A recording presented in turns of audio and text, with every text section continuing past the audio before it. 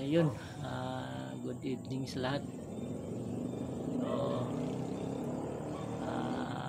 may masamang balita tayo mga par.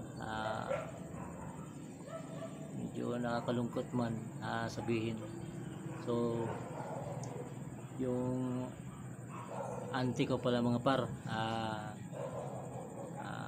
nawala na mga par. So, namatay siya mga par, namatay na. Siguro mga kasi nung pag break namin kanina sa umaga mga alas 10,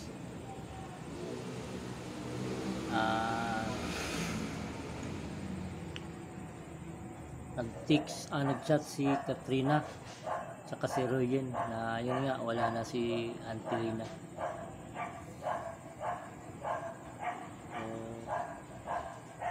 Siguro mga alas 10 pa siguro yun na wala.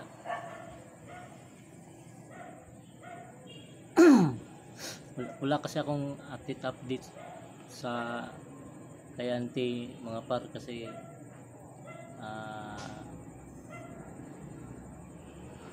sinachat ko yung anak niya, hindi naman nagre-reply kasi baka ayaw lang niya ipa sabi sa akin kasi talagang i-vlog ko.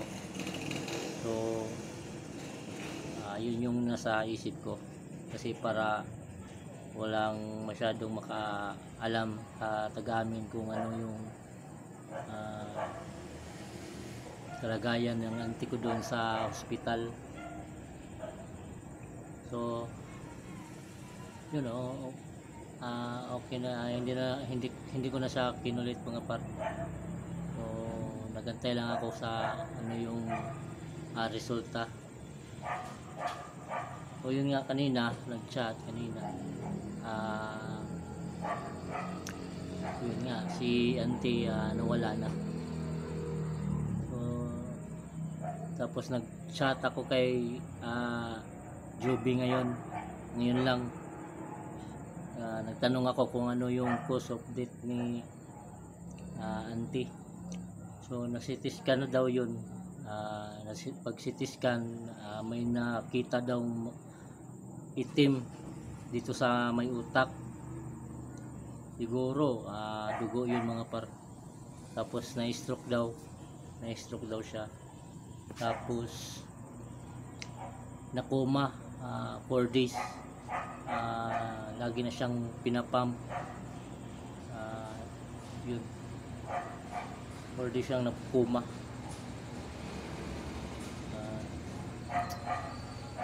Yun nga, pinapump siya.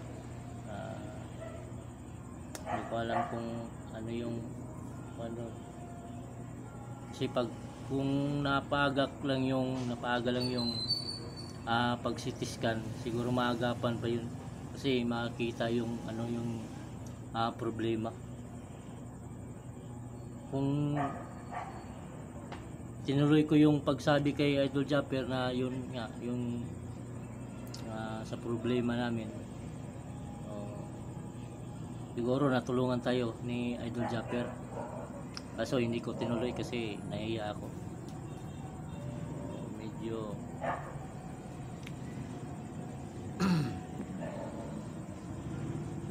Medyo kuhan tayo mga par.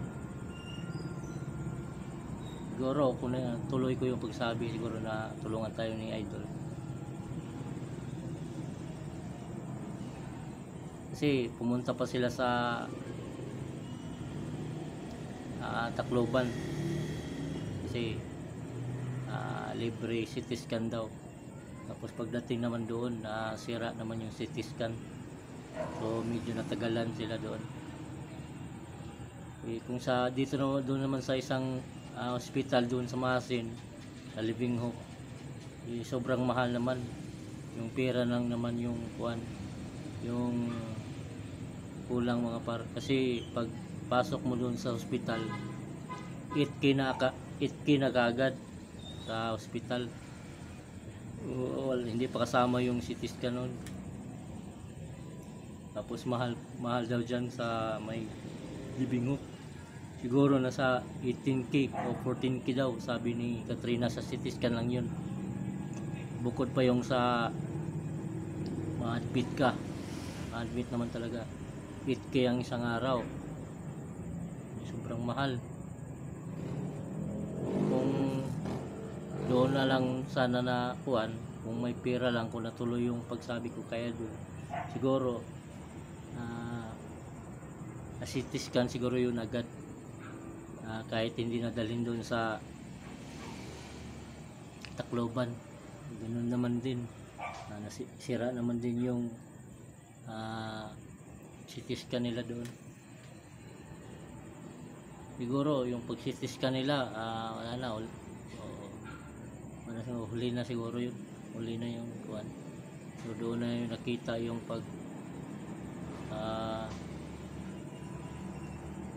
yung pagkuma niya siguro. Kasi nakuma siya 4 days 4 days. Na-video call ko pa yun si auntie. Andun pa yun sa kuan. Wala pa yun sila sa Tacloban. Doon pa yun sila sa Masin Hospital sa Dungon. So na-video call ko pa yun. Sabi okay na daw. Hindi naman siya makapag salita mga par masyado. Kasi nga yung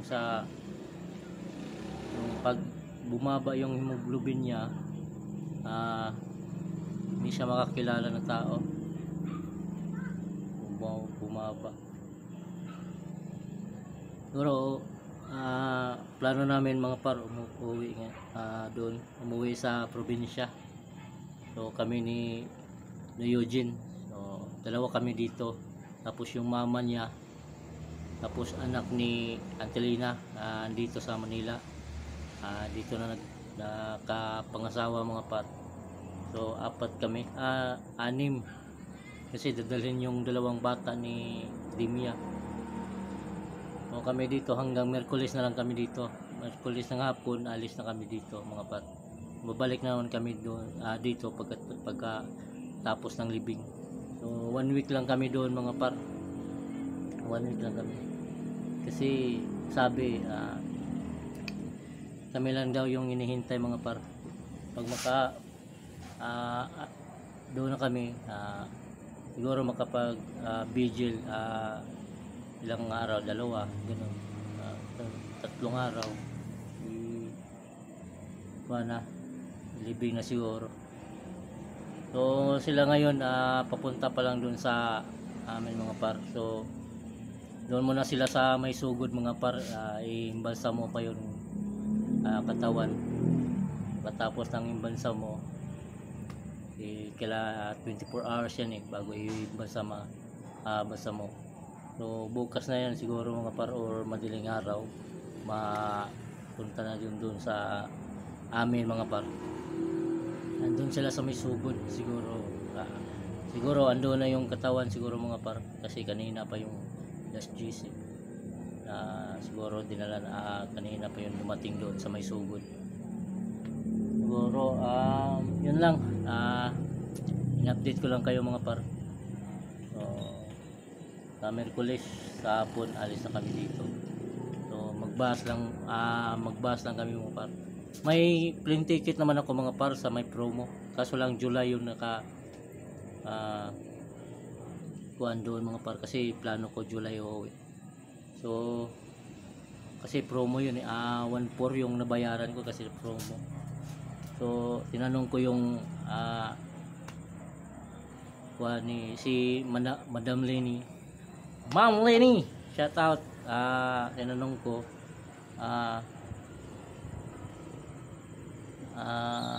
sabi hindi daw pwede kasi kung ano yung nakalagay na buwan doon, yun talaga yung flight. So sayang hindi natin magamit. So magbahas na lang tayo. So post tayo sa budget nito mga par. So yung 1 week lang naman yung paan namin doon. Ang kaso lang yung budget natin, kailangan talaga magkuha tayo sa budget. mag-prepare na sa pagbalik natin mga par, para yun nga.